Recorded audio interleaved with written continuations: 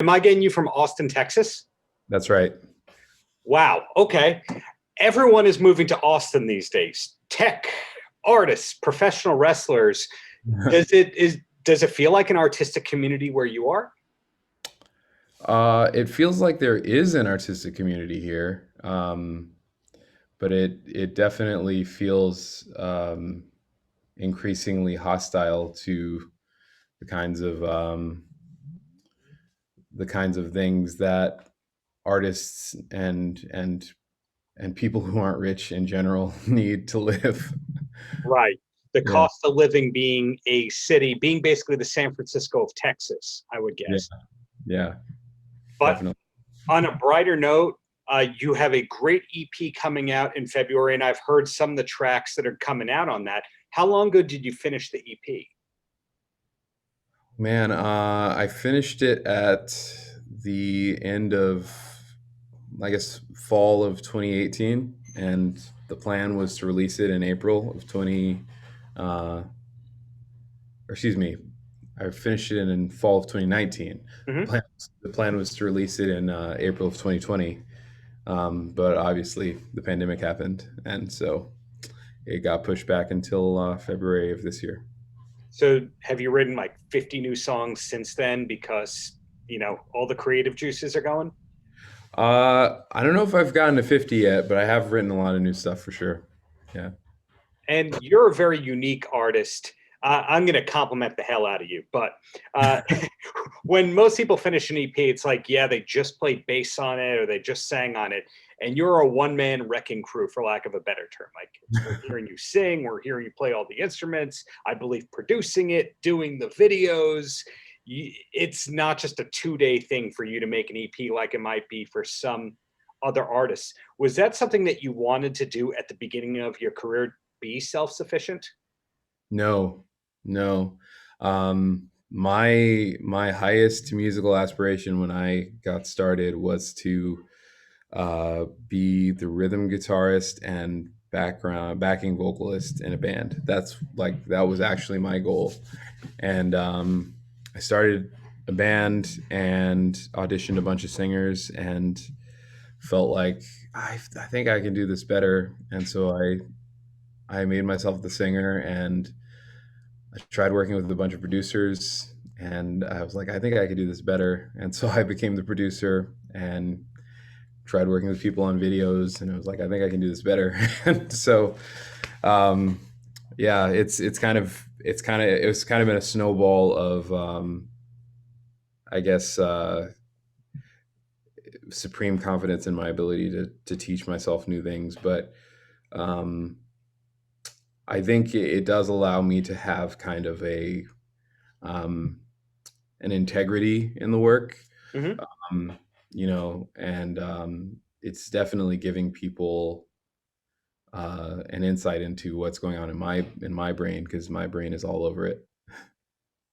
Right. I can't deny that. If it's you putting everything into it, of course it's going to come out, even if you try to play a character per se. And it's very interesting for me to hear that you initially just kind of wanted to be in the background and then that's not what happened. Did you have somebody who recognized your talent outright and went, why aren't you doing all this? You are good at this.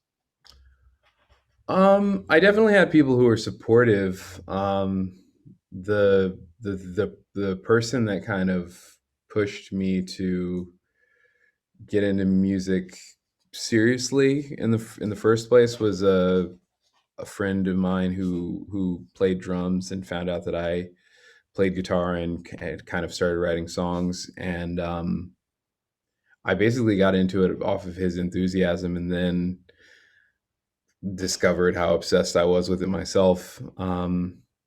But uh, yeah, a lot of it's been kind of a solitary process, honestly. Just I think I when I started, I knew just enough about a lot of things to have strong opinions, and then that created the onus to know enough to back those opinions up with an ability to actually make things. And so yeah, it's been a journey, coming from trying trying to record demos in my parents' basement on Hmm. a crappy IBM to producing records for myself and other people. Yeah.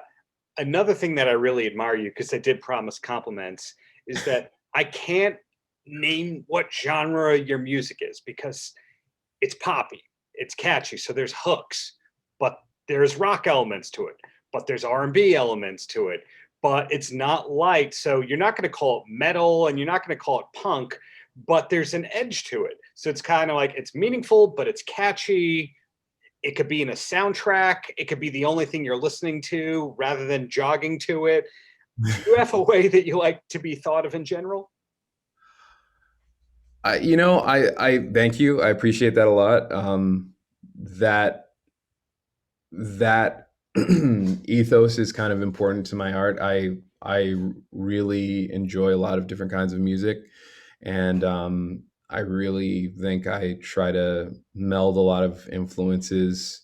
Hopefully, synthesizing them well enough that it's enjoyable as opposed to jarring. Um, I don't know. If I had my way and if I could get everybody to go along with it, I would say I make post genre music because I think in addition to feeling insufficient for me personally, I think historically, especially in music and especially in the United States, genre has been a largely a tool for segregation and for drawing political distinctions much more than drawing like musicological distinctions. Like you can have a pop song, and if the person's singing with a twang and wearing a cowboy hat, it's a country song.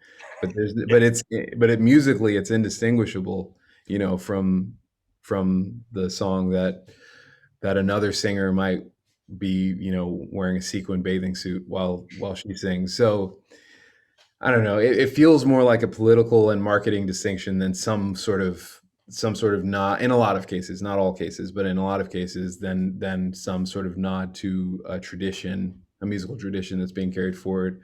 So yeah, I'd say I try to make post genre music, definitely with pop sensibility being key to it. You pull that off very well. Again, compliment. Sorry, crossing that journalist line right there with Thank but I could get 20 different answers from this from 20 different people who write music and also sing it. Do you hear the song in your head without an instrument in your hand? Or do you start playing and then you meld out the song? I am not good enough on any instrument um to like just have it come out while I'm playing. Hmm. It happens sometimes, but it's not. I'm not one of those people who just has a perfect map of every instrument in my head, and I like go right to the note every time. For me, it usually happens in my head, and it usually happens that it comes in a chunk. So I'll hear a lyric and a melody, and I'll hear the drums, and I'll hear the bass, and I'll hear some sound that I don't know what it is, but I know that it's about this pitch and it has this timbre, and then the work is like, okay, where is that, and what does the chord shape need to be like, and okay, what does the bass line feel like? So it normally comes to me as so okay, so I'll give you the more interesting version of the answer that I actually Well, that wasn't. was pretty interesting, but keep going. So when I was a kid, I realized that I always heard music playing in my head, like always, constantly, no matter what I'm Yeah. doing. And I thought that happened to everybody. I thought just everybody had music playing in their head unless they were listening to music. Um, and then eventually I found out that not everybody has that happening. And then eventually I realized that some of the songs that were playing in my head I had never heard before. And and that's kind of when I started writing songs. It's like, oh, this is mine. This is just happening in my brain. Um, so I call it my radio. That's really kind of where the songs come from. If I'm not listening to music actively, then a song that I like is playing in my head, Hmm.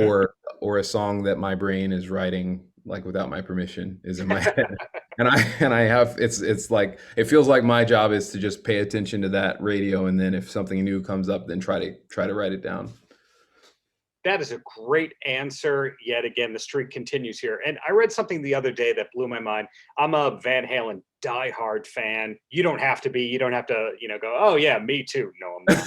But the drummer of Van Halen, Alex Van Halen, recently did an interview before his brother Eddie passed. Yeah. And he was talking about David Lee Roth. And he said that 90% of the ideas that Roth brought to Van Halen were absolute garbage, but the 10% were so great that it was worth the 90%.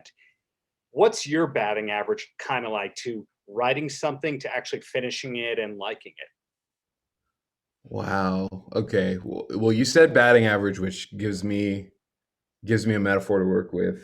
it? Um, if to really torture the metaphor, my batting average is probably okay.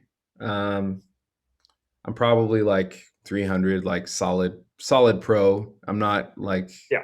I'm not going to the All-Star game, but I'm solid pro. But I don't swing on balls. So like if I see an idea coming over the plate and I just have an intuition like I don't need to chase this idea. Like this is a nice little thing, and I can record it and write it and have it keep it in my pocket. Mhm. But I won't chase that idea. Like I don't chase an idea unless it feels like a home run when it's coming over the plate. And so most of the songs that I actually record end up getting released because I feel really good about them. Um, and the songs that I don't really feel that way about are voice memos on my phone. Voice was cool.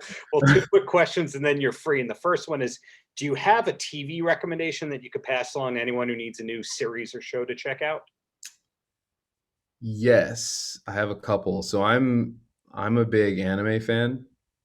Um, and two of my favorite TV shows right now are one's an anime called Demon Slayer, Hmm. and another is called The Promised Neverland.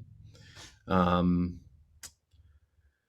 I know a lot of people don't think they're into anime, but I think mostly the people who aren't into anime are the ones who haven't watched the right anime. It's just such an expansive art form. There's every kind. So any kind of show you might like, there's an anime that's like that. So those are probably my two TV shows. And then there's a show on Netflix that's not anime, but I think it was made in Japan. It's called Alice in Borderland, and it's really good. Yeah, Sounds like you're hoping to be touring Japan once this all absolutely. boils out. Well, the closing question for you, and this could be a joke or it could be as simple as just go to my website, or it can be actual advice. Any last words for the kids? For the kids,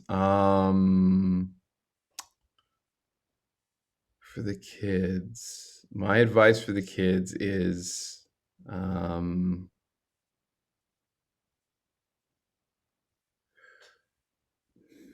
there's so much advice that I wish I had had. The biggest thing is probably to to question things, especially things that make you comfortable. If there's something that people are telling you, whether that's like advice on how to live or on how the world should be or about history or any of those things, if it makes you feel very comfortable, if the story is very neatly leading to you being comfortable and powerful and all those things, it's probably not true. It's probably just a convenient lie that helps you be comfortable at the expense of other people who are being made uncomfortable. So question anything that makes you comfortable. That is deep, and that's going to make me now question a bunch of things. So thank you for your time. Keep up the greatness and hope to see a full-length album from you very soon. Absolutely. Thank you so much for having me. Thanks. Take care now. Take care. Paltrocast.